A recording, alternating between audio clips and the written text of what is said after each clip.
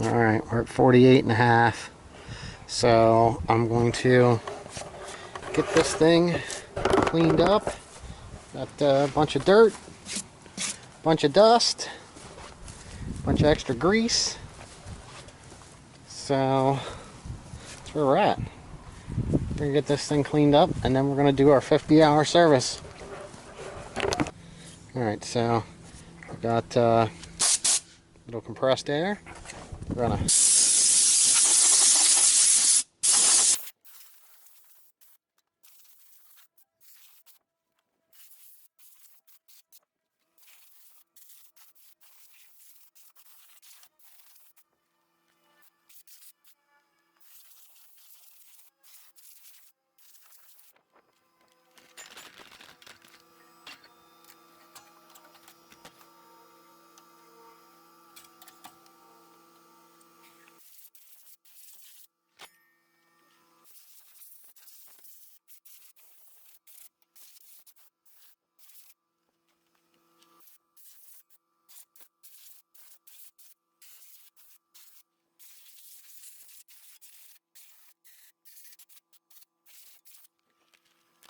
Alright, so I went over and I basically did my your daily checklist, which, you know, is everything else.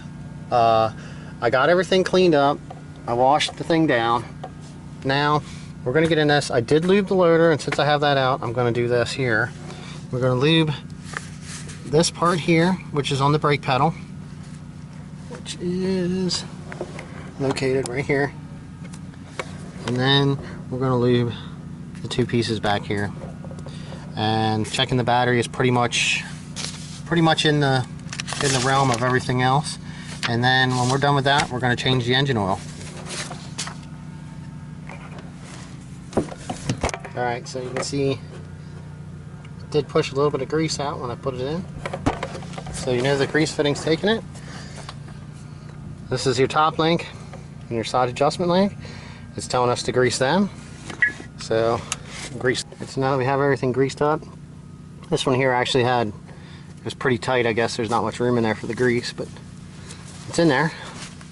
Just wipe this off a little bit.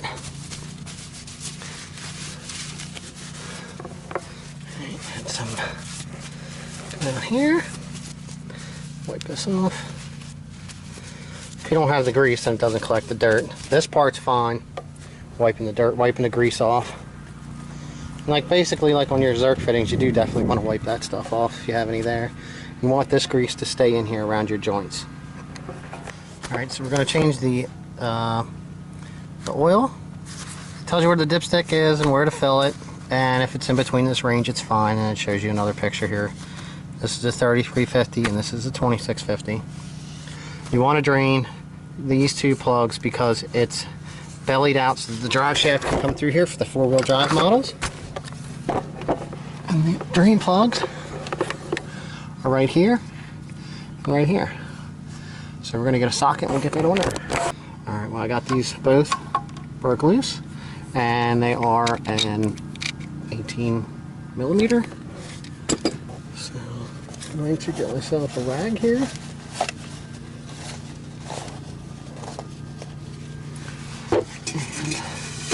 And we'll get this here.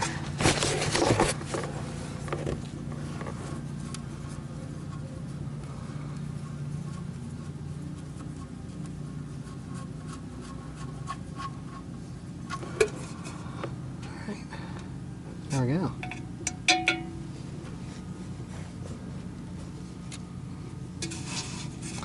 Actually looks pretty clear. I think this thing's at 48 hours right now.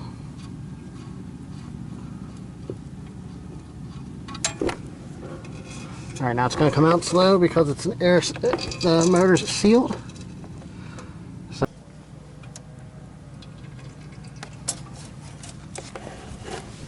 okay. That opens that up, lets that drain. Alright, so this here is our oil filter. And you know it's the original oil filter if it's still painted gray, because your new filters come like this. And that's the part number for the filter. So this is a tool that I have, and these you can get anywhere pretty much, new style. and they'll grab a hold of this and turn it loose. So we will get this thing set up. Come in tight here because that's where that hose is.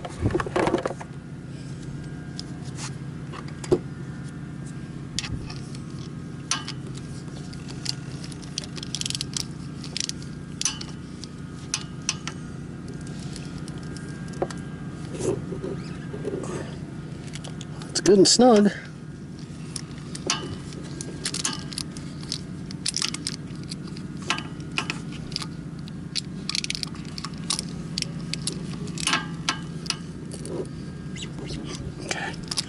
Got that loose. I'm going to, looks like we're down to drips here, so I'm going to replace the drain plugs. You want to make sure that you have both of your brass compression rings. Alright, so we got our drain plugs, they're tight. I'm sure you don't need to see that. We're going to remove our oil filter. We have this pan below it. The way this is set up, I'm sure some of the oil is going to run down across here. It means this is the first time I'm changing this. To grab it with the wrench a little bit more.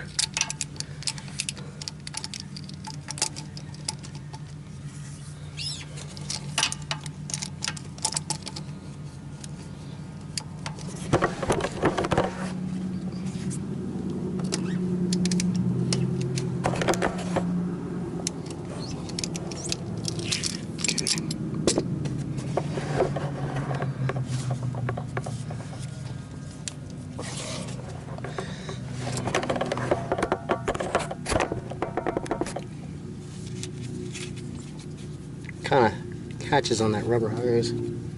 I was curious if it was going to show any kind of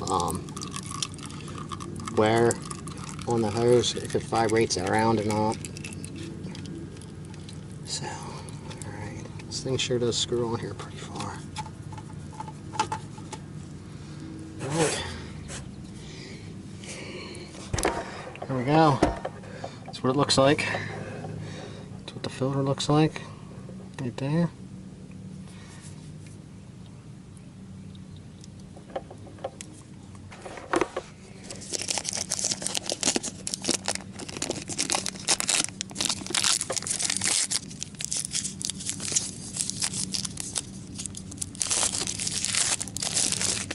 Alright. Kind of gives you directions. Basically, anytime you ever changed oil, if you've ever changed any oil, you always want to put a little bit on the rubber. Helps with its seat and helps it come loose.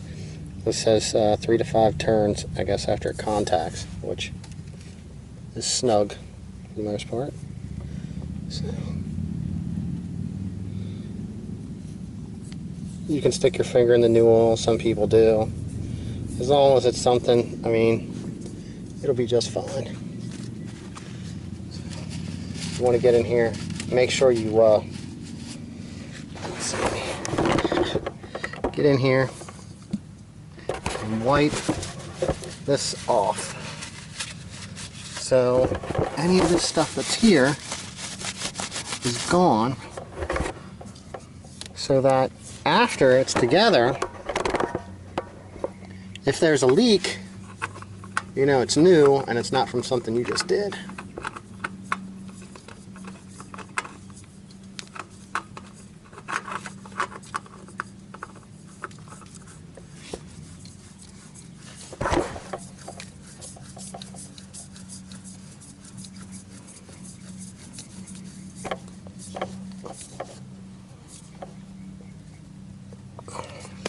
Alright, snugged up. A little bit more oil right here I gotta wipe off. Did look like something.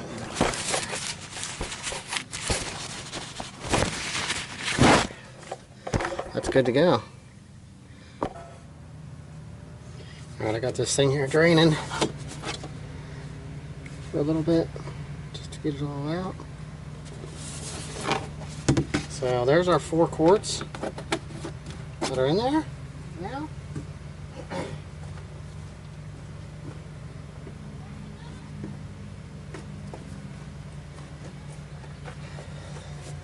So here's a quart of the same oil. So basically 0.2, so you might as well just say 0.25. So that's a quarter of a quart basically is what you need to install into this, out of this. So figure 5, and then here, so somewhere around here.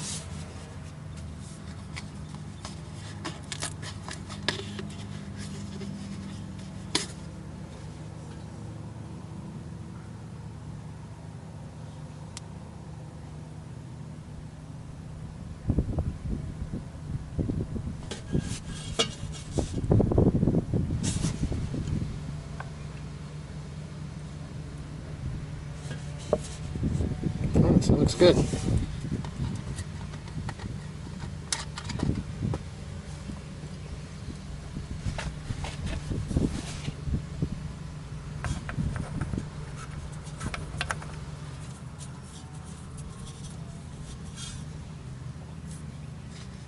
Alright, so we did the oil and the filter for the engine. Now we're going to do the HST filter and the hydraulic filter. Now, in the owner's manual, it tells you replacing the transmission filter. It also shows you where it's located. And I believe it shows you where the drains are on these. So pretty much, it's a little different. 3350 SU, so the 2650 and the 3350 will have the same rear. So it's basically the same thing as when you did the oil filter.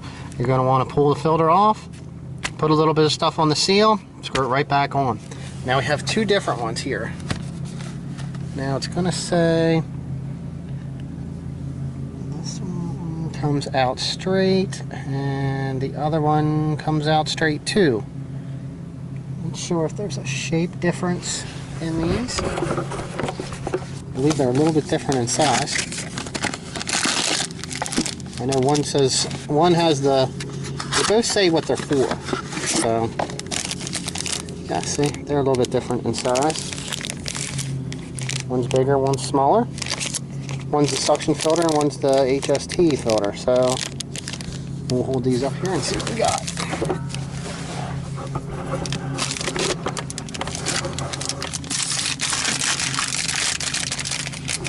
So the one that is on the left side when you're sitting in it is the HST filter. And the one on the right side, you'll see they do come out different. So this one back here is the suction filter.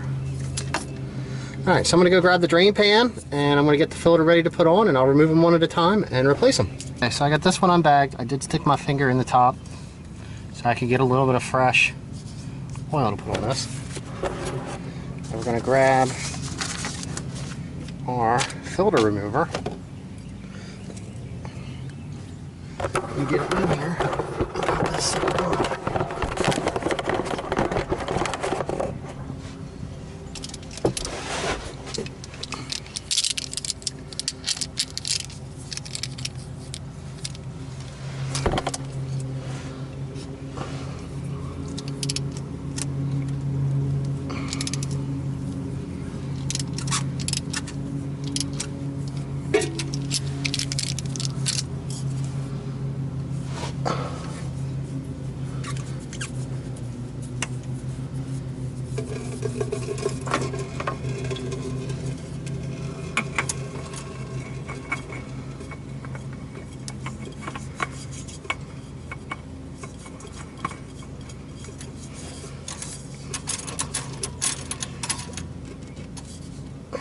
Pretty much seats down against. There's our oil filter draining the hydraulic out.